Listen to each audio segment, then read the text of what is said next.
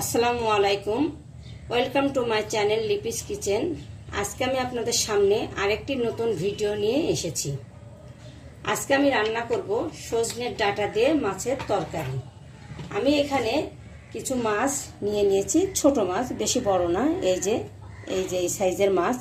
আপনারা চাইলেও বড় মাছও রান্না করতে পারেন। আমি এখন মাছগুলোকে ভালো করে হলুদ লবণ মাখিয়ে নিয়ে রেখে দিয়েছিলাম। এখন আমি এগুলোকে তেলের ভিতরে দিয়ে ভেজে নিব। মাছগুলো আমি সব দিয়ে দিলাম। এবার আমি মাছটাকে একটু ভেজে নিব। এবার আমি মাছগুলোকে একটু উল্টিয়ে দিব। মাছগুলো ভাজা হয়ে গেছে। এবার আমি এগুলোকে নামিয়ে নেব।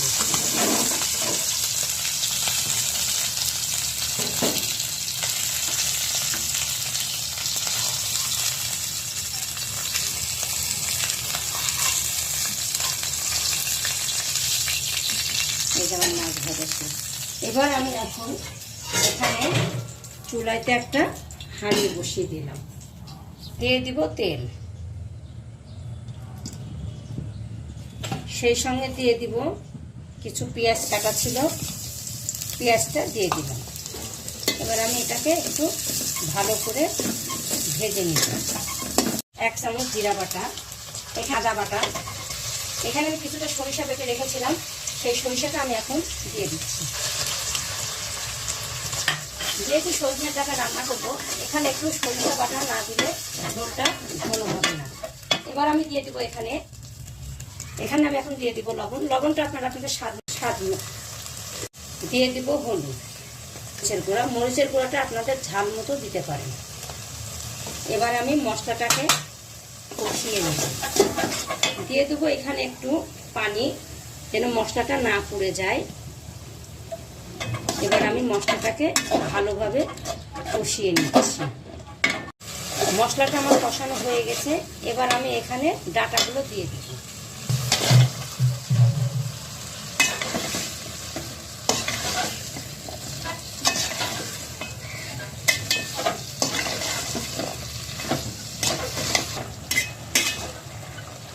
এবার আমি এটাকে ঢাকনা দিয়ে ঢেকে দেব। এবার আমি ঢাকনাটা উঠিয়ে দেখবো যে আমার তরকারিটা কষানো হয়ে গেছে কিনা। হ্যাঁ, আমার তরকারিটা কষানো হয়ে গেছে। এখন আমি এখানে ঝোলের পানি দিয়ে দেব।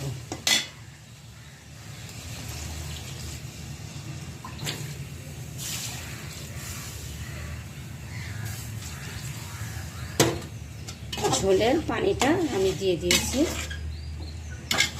এবার এটা একটু ফুটে এলে আমি মাছগুলো দিয়ে দিব।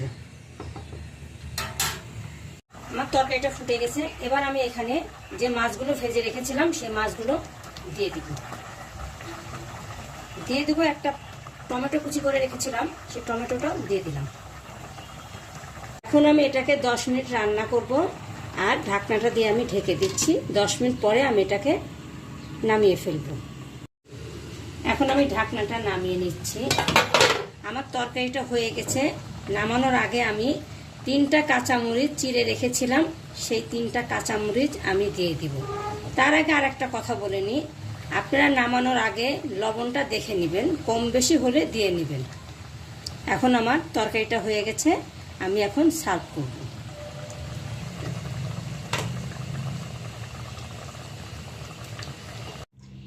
এই যে তৈরি হয়ে গেছে আমার সজনের ডাঁটা দিয়ে মাছের তরকারি।